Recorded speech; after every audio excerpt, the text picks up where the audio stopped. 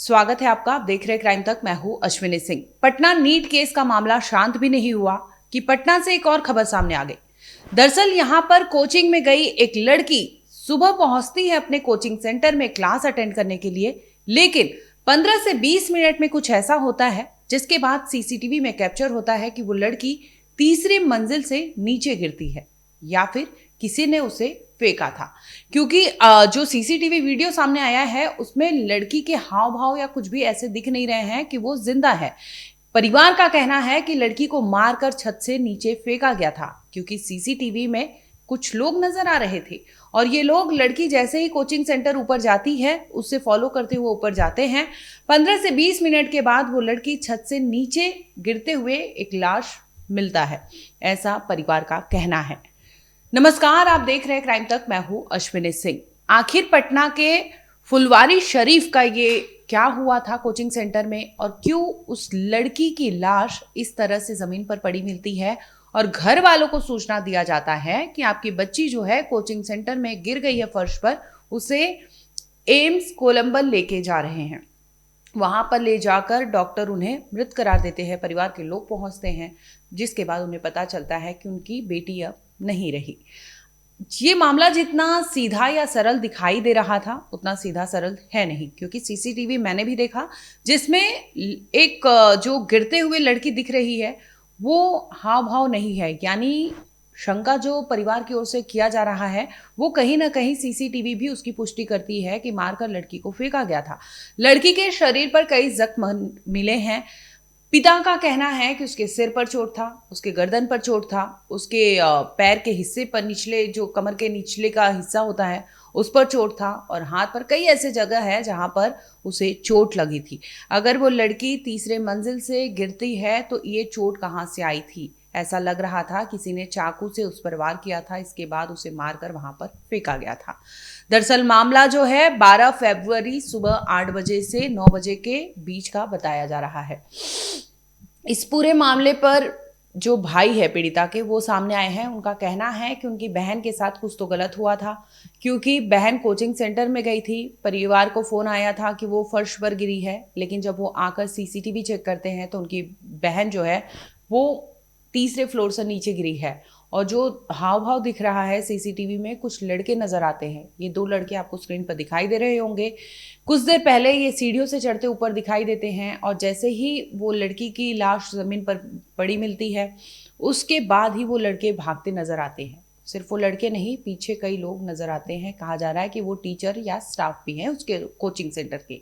इस पूरे मामले पर भाई ने क्या कहा, एक बार वो सुन लीजिए। मेरी बहन लगती है और क्लास करने आई यहाँ पे, और बस थोड़ा देर के बाद मालूम चला कि मेरी बहन को एक्सपायर हो गई। कॉल आया मेरे पास, एम्स में गए, देख रहे हैं कि एक्सपायर की हुई है। हाँ। तो और उसके बाद हम लोग अपना आगे का कारोबार किए। फिर उसके बाद यहाँ पे और सब आया तो फिर देखा तो सोचा कि मतलब जब कोचिंग इधर है तो वो यहाँ कैसे गिरी। इसी की चीज़ पे कैमरा में मतलब चेक किया गया तो देख रहे हैं कि उसको फेंका गया है। कौन लोग फेंके? वो अब यहीं का पता नहीं, हमको उतना पता नहीं है, लेकिन वो सब पकड़ा गया है। पकड़ा गया? हाँ, काम करने वाला है, पकड़ा गया। और जहाँ तहाँ मतलब पूरा स्क्रैच है बॉडी पे, मतलब जैसे कैसे चाकू मारा जाता है वहाँ 2-3 जगह चाकू जैसा मारा हुआ है। कहाँ पर? बॉडी में, ये मतलब कमर के पास, जांघ के पास। हाँ हाँ। क्या लगता है आपको? बस उसको हत्या किया गया है, लगता है क्या सारी। आप क्या देना, आप तो सब कुछ ओपन है, कैमरा है आपके पास पूरा ओपन है, मतलब देख लीजिए कि है कि नहीं है। भाई हत्या क्यों किया जाएगा, क्या बिना केस के जो है दाह संस्कार क्यों करने लगे? कहाँ नहीं ना मालूम था, पता तो चले। मास्टर बोल दिया कि मतलब गिर गई है चक्कर खा के। उसके बाद यहाँ पे आने के बाद हम लोग को मालूम चला कि मतलब ऐसा घटना मेरी बहन के साथ हुआ। हम लोग यहाँ पे आए कहाँ, हम क्या लोग चाहते हैं आप लोग? क्या चाहते हैं, बस उसको नम सजा दिया जाए। अगर आप लोग सरकार लोग से नहीं होता है तो उसके लिए भी हम कहने के लिए तैयार है कि हम दे सकते हैं, उसको सामने ले आइए। हम साल भर, 5 साल, 10 साल, पूरा जिंदगी भर जेल खटने के लिए तैयार हैं। उम्र कैद का सजा हम लेने के लिए तैयार हैं, लेकिन हम वो दोनों को मारने के लिए तैयार हैं। मतलब क्यों मारेगा? क्यों नहीं? उसके बहन को आपकी वो क्यों मारेगा, क्या वजह रहा होगा? ऐसा कोई कुछ अनुमान? अब हम कैसे जान सकते हैं क्या अनुमान है, क्या वो किया, कौन लोग मारे हैं पता है? ये मतलब उतना हम लोग को पता रहता ना सर जी, तो इतना पुलिस और प्रशासन का कैमरा में आया तो उसके घर पे नहीं चल रहा था सर, उतना पता रहता ना। इतना सारा शिक्षक क्या बता रहा है? शिक्षक क्या बता? वो तो बोले ना कि गिर गई है चक्कर खा के। उनकी भी संलिप्तता हो सकती है? नहीं, ऐसा कुछ नहीं, उनको तो खुद पता नहीं था। वो 10 मिनट के बाद, 15 मिनट के बाद उनको बोलने दीजिए ना। उनको खुद पता नहीं था कि ऐसा मतलब घटना मेरे स्टूडेंट के साथ हो चुका है। और जैसे ही मतलब वीडियो में देखा जा रहा है, जैसे ही अगर मतलब वो लड़का लोग आगे से उसको फेंका गया है और दोनों लड़का दौड़ के नीचे आ रहा है और देख रहे हैं कि पीछे से मतलब सर अपना मतलब ऐसी से रूम से निकल के आ रहे हैं वो लोग, लेकिन कुछ कर नहीं रहा है, देख रहा है लेकिन कुछ किया नहीं है। क्या नाम है आपका? प्रियांशु कुमार। कौन हुए आप? हाँ, क्लास करने आए थे। तो आप कौन हुए? हम भैया हैं उसके। आखिर पटना में लॉ एंड ऑर्डर इतना चैलेंजिंग क्यों बना हुआ है? क्योंकि अमूमन आपने देखा होगा कि नीट केस में भी पुलिस जो है उनका रवैया सही नहीं था, बयानबाजी होती है, जिसके बाद पोस्टमार्टम रिपोर्ट आता है और पूरा केस पलट जाता है। वैसे ही अब पटना के फुलवारी शरीफ से ये मामला सामने आया, जहां पर 12वीं की स्टूडेंट जो है वो जाती है कोचिंग सेंटर में और उस कोचिंग सेंटर में न जाने क्या होता है 15 से 20 मिनट में, जिसके बाद उसकी लाश नीचे पड़ी मिलती है। परिवार का कहना है कि उसका हत्या किया गया था, हत्या करके उसे नीचे फेंका गया था। अब पिता से सुन लीजिए आपने कि आखिर उन्होंने क्या बताया। बच्ची आया था सर कोचिंग में पढ़ने, आया 8 बजे पढ़ने आया, वहाँ से गार्ड था, वहाँ से उतरा, टेम्पू से गया, इस पर तीन गो लड़का था सर। वो देखा जैसे ही बच्ची हमको पहला फ्लावर पर चढ़ा है, वो पीछे वो लड़का यहाँ से गया है और ऊपर था, बड़ी बच्ची को धर लिया है, धर के 3 तल्ला पर, जे तल्ला पर ले जाए और ले जाके माने मारा गया है सर। मार के उसके बाद देखिए वहाँ हम देख रहे हैं, वहाँ से सर वहाँ गिरा दिया है। अभी चप्पल वहीं है सर, जाके देखिए। हाँ, वहाँ चप्पल अभी वहीं है सर। दो गो इस पर घोंपा हुआ निशान है सर, गला में निशान है, इस पर चोट है।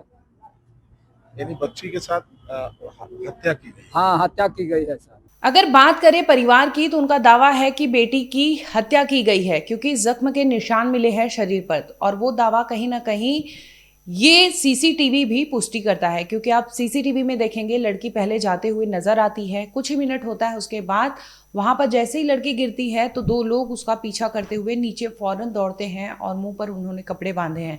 यानी अगर आपको पता था चीज़ें क्या हुई थी और आप अपना पहचान आइडेंटिटी छिपाना चाहते थे, जिसकी वजह से आपने फेस कवर किया था और वहां से उतरकर ये लोग भाग रहे थे। इस पूरे मामले पर पुलिस का बयान भी सामने आया है। उनका ये कहना है साफ तौर पर कि पोस्टमार्टम रिपोर्ट सामने आएगा तभी वो बता पाएंगे कि आखिर माजरा क्या है। अभी तक में ये लग रहा है कि लड़की तीसरी मंजिल से गिरी है, जिसके बाद उसकी मौत हो चुकी है, लेकिन सीसीटीवी जो सामने आ रहा है उसमें ये नहीं लग रहा कि लड़की गिरी हुई है, लग रहा है कि लड़की को फेंका गया है मारकर।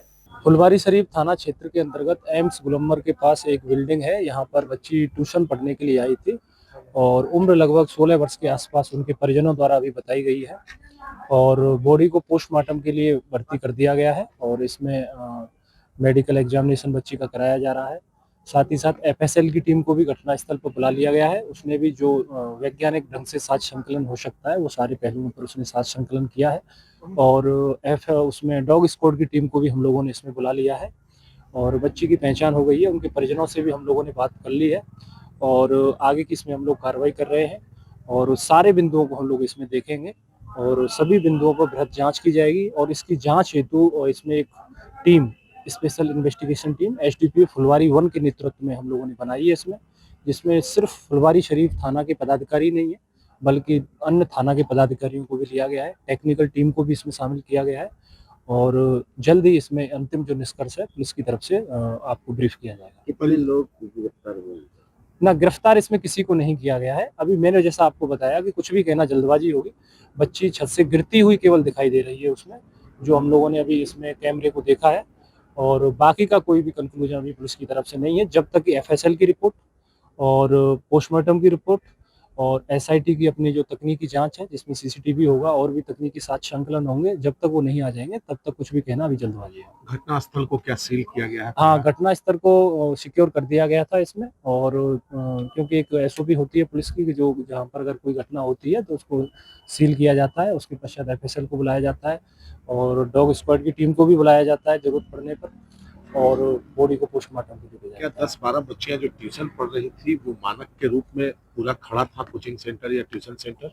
कोचिंग सेंटर तो नहीं है, ट्यूशन के रूप में अभी कुछ दिनों से संचालित कर रहा था। उनसे भी इस बिंदुओं पर पूछताछ की जाएगी, मानकों को भी देखा जाएगा और इन सारे बिंदुओं को हम लोग देखेंगे। फिलहाल आपको बता दें कि पटना पुलिस इस केस को लेकर जांच पड़ताल में जुटी हुई है। वहीं कई ऐसे सवाल उठ रहे हैं जो लॉ एंड ऑर्डर को कटघरे में लाकर खड़ा कर देते हैं कि लड़कियां, बेटियां या फिर महिलाएं कितनी सुरक्षित है। दिन दहाड़े ये मामला हुआ है। सुबह के 8 से 9 बजे के दरमियानी लड़की जाती है कोचिंग सेंटर में और कुछ मिनट बाद ही वहां पर ऐसा हादसा होता है जिसमें लड़की की लाश उस जमीन पर पड़ी मिलती है। फिलहाल आपको बता दें कि पुलिस इन्वेस्टिगेट कर रही है। इस केस को लेकर कुछ अपडेट होगा हम आप तक जरूर लाएंगे। देखते रहिए क्राइम तक।